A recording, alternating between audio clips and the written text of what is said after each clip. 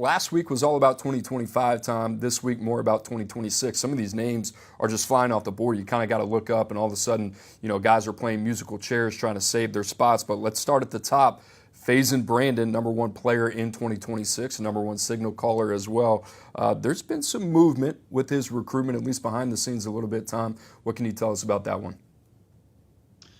My crystal ball has been on Tennessee for a while, and to be completely honest, I feel like it's been completely spot on. But over the last couple of days, I've been very, very close to changing my pick.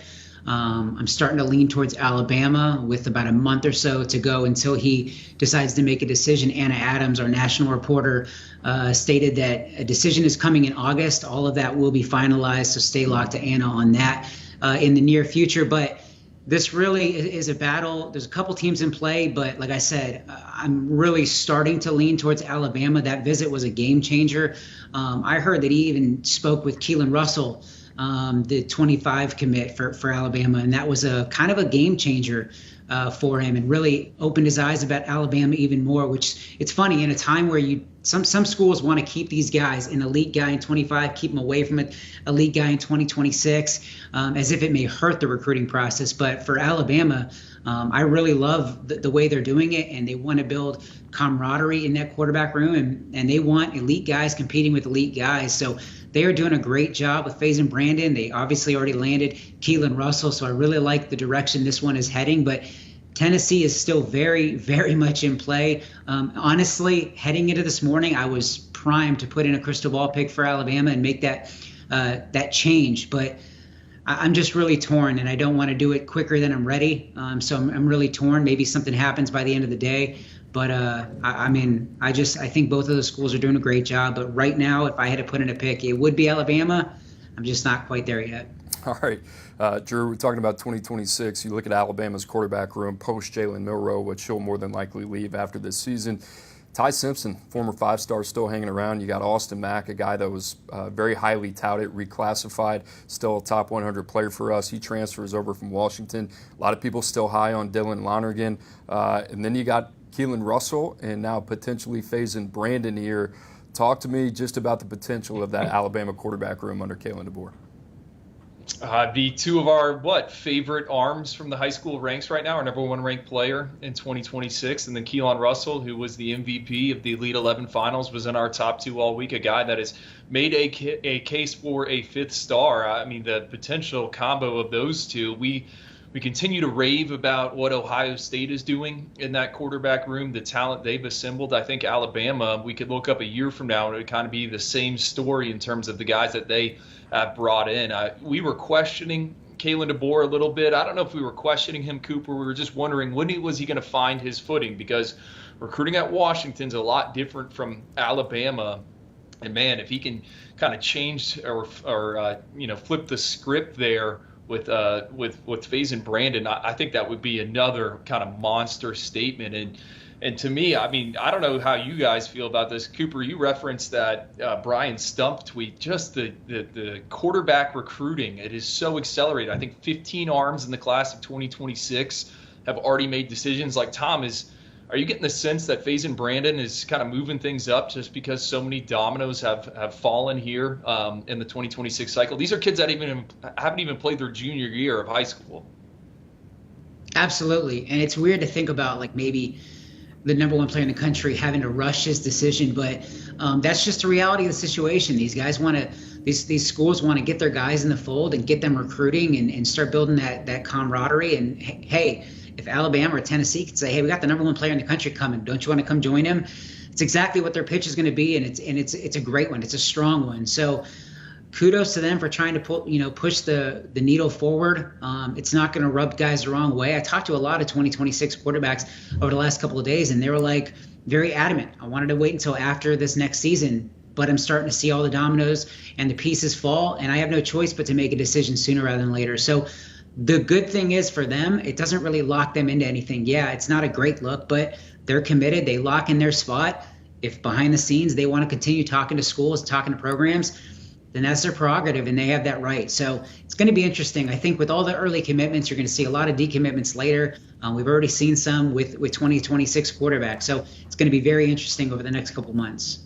We talked about Kelen Russell, the Elite 11 MVP, Alabama quarterback commit, a guy that we're very high on last week, and just the amount of confidence that he exudes when you speak to him. I think this kind of takes it to a different level when you talk about Kelen Russell actively recruiting the number one quarterback and the number one player in 2026. That's rare. You don't see that. And a lot of times coaching staffs, personnel staffs, they have to tiptoe around these guys' feelings. What's it like stacking a quarterback room? It's a very delicate thing. It's a very delicate process. When you have people that are wired the way Kelen Russell appears to be wired, and he can go out there and get in touch with a Faizon Brandon, and maybe, at the current pulse, it's a 50-50 recruitment, and he can swing things in your direction.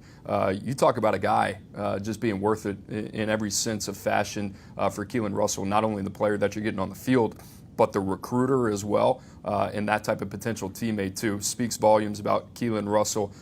Yeah, go ahead, Drew. Well, you asked me what would it be like. Remember that photo from Alabama where it was like Tua, Mac Jones, and Jalen Hurts? I think we could have a potential one of those at some point. Those three guys standing on the sideline. I don't know who the third would be. Austin Mack. We can put him in that. Yeah, he's kind of the forgotten man here. But the other part of this is, if you're Kalen DeBoer, I think there's a little bit of genius in this, and it might sound so simple, but for you to essentially have your quarterback in 2024, 2025, 2026 locked up, and you're talking about three of the most premier prospects at the position over 3 years. For Kalen DeBoer, a guy that's been questioned in terms of his recruiting prowess, what would that look like following up arguably the greatest coach of all time at Alabama in that dynasty? It just adds to the momentum. He hasn't even played a game yet. So, for him to have those signal callers over 2 to 3 years already in the boat, that's a huge deal. And it gives Kalen DeBoer, it gives Courtney Morgan, it gives him so much ammo on the recruiting trail to now have a foundational piece that you can build around, right? If those guys believe, it makes the sales pitch easier on everybody else now that you have a quarterback in the boat. They just happen to have two of the best ones potentially, if this ends up happening with Faizon Brandon. We'll see. Still some time to work some things out. Tennessee, a handful of others, I'm assuming, behind the scenes still working on Faizon Brandon as well. Tom, let's go to another guy, one of the top arms in 2026. What's the latest with Ryder Lyons? Man, I am bummed that we're not going to get to see him at the Future 50. This is one of my favorite prospects in the entire 2026 class, but really excited about his future. And I think this is one that USC leads. I think that's the team that's setting the tone, setting the bar in this recruitment, and it goes beyond the fact that his brother is going to be a Trojan. So Oregon, Alabama also in play. It's really, in my opinion, a three-team race right now. And obviously, talking about Alabama, we just talked about Faizon Brandon. So obviously that would eliminate them from contention if they decided to jump in. But maybe that gives Tennessee a shot if he were to pick Bama. So a lot of dominoes, like when we keep talking about it. But there's so much that's going to impact every other guy depending on how quickly they make a decision. But my crystal ball is on USC. I feel good about that pick. The one to watch that's outside of this that I've mentioned is Ohio State. I'm still, unless I'm missing something, I'm still shocked that they have not offered. I think they would absolutely enter the mix and enter the race if they decided to make an offer. And maybe, if he potentially takes that mission trip that's been discussed, which is the expectation, maybe that's holding Ohio State back from making that offer. But right now, I like USC slightly ahead of Oregon. Alabama's also in play, and I'm curious to see if the Buckeyes jump into the mix. Drew, what do you think about Ohio State potentially getting involved there? What do you think about, hypothetically, the fit of a Ryder Lyons and Chip Kelly offense? Oh, that fires me up. But really, this just kind of goes to these 2026 quarterback dominoes. Who's LSU's guy going to be? What's Ohio State going to be? We're talking about college football playoff regulars, and everyone's trying to have to sort through this. And Tom mentioned it. There's probably going to be a ton of decommitments. We're going to see it here in the 2025 cycle. We'll see it in 2026. But it's just so accelerated right now where you I think people are just grabbing guys to lock them in and hoping it works out. And we're not even talking about coaching changes in the winter months, but Ryder Lyons potentially at Ohio State. Yeah, I would love that fit and what he'd be able to do. But yeah, to me, that is kind of the takeaway. Just all these schools, if you're not in on one of them now, you're going to be sitting there waiting to find someone that emerges. And people are going to emerge from the junior seasons. Not everyone starts as a sophomore. So there's going to be a market out there, and whoever that individual is that is the late bloomer, man, he's gonna have no shortage of options. All right, Tom, a couple quick hitters as well. Landon Duckworth, formerly committed to South Carolina, top 100 quarterback. Also Jonas Williams, number 130 in the top 247. What's the latest with those two? Obviously, Duckworth just decommitted on Tuesday, so I'm still digging into that one. But the two I'm watching are Oregon and UCF. I spent a couple days there with some teammates in Orlando, checking out the Knights and throwing it around. So UCF has some optimism there. But I think big picture, Oregon's one that's really caught his eye and grabbed his attention. But again, we just talked about Ryder Lyons potentially looking at Oregon or USC.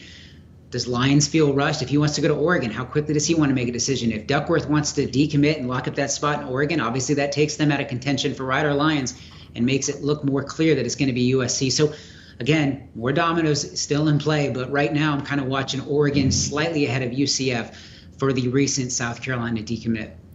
Drew, Landon Duckworth, I mean, we've talked about the guys that UCF has been in contact with in 2025. I mean, Kamario Taylor comes to mind, committed to Mississippi State. Malik Washington comes to mind. Yet to make a decision yet. We'll make one here soon in the next couple days.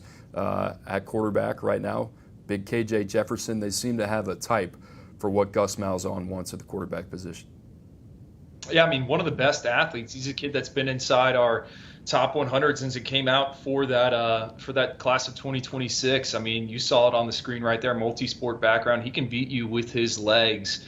To me, when he decommitted, I was waiting to see what schools Tom was going to bring up. I think Auburn's another one that we could potentially make some sense there. That's a local in-state option.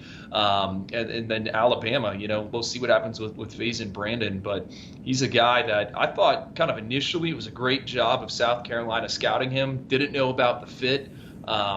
And in South Carolina takes the 2025 quarterback in Cutter Woods earlier this week, and then bam, their 2026 opens it up. So thought that was notable as well.